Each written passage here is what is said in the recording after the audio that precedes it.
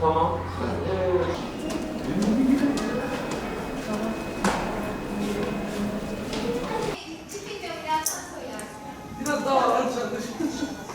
Merhaba, ben Şanlıurfa Eğitim Araştırma Hastanesi Çocuk Hematoloji Onkoloji Uzmanı Doktor Hülya Kangal Şimşek. Bugün Dünya Hemofili Günü.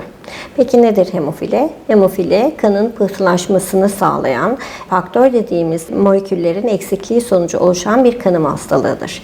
Bu hastalarda bu faktörlerin eksik olması nedeniyle kan kısa sürede durmaz.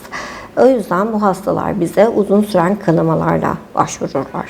Küçük travmalarla meydana gelen çok yoğun kanamalar olabilir.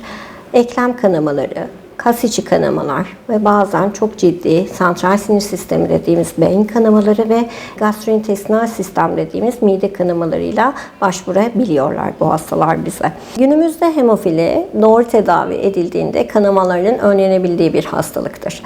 Profilaksi tedavisi dediğimiz faktörlerin yerine koyma tedavisiyle kanamalar önlenebilir. Şu an için ülkemizde kullanılan standart yarı ömürlü faktörler ve yeni kullanıma giren uzun yarı ömürlü faktörler ve cilt altı tedaviler ile biz hemofili hastalarında tedavi planımızı yapmaktayız.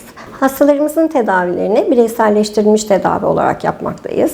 Hastanın kanama profili, aile yapısı, sosyal aktivitesi, ihtiyacına göre hastada tedavi planımızı belirlemekteyiz. Merkezimizde son dönemde güncel olarak tedavi olarak Nisan 2025'ten itibaren cilt altı tedavilerde uygulanabilmektedir. Şu an aktif olarak 10 hastamızda da cilt altı tedavileri uygulayabiliyoruz ve tedavi görüyorlar hastalarımız. Özellikle cilt altı tedaviler ve ile yapılan tedavilerde hastalarda damar yolu gereksinimi olmadığı için çocuk ve ailenin konforunu daha ön planda tutuyoruz ve hastaların daha az enjeksiyonla kanama kontrollerini sağlıyoruz. Hemofili tedavisinde erken tanı, doğru tedavi ve zamanında kanama kontrolleriyle hastalarımız daha iyi bir hayat konforuna sahip olabilirler. Herkese sağlıklı günler dilerim.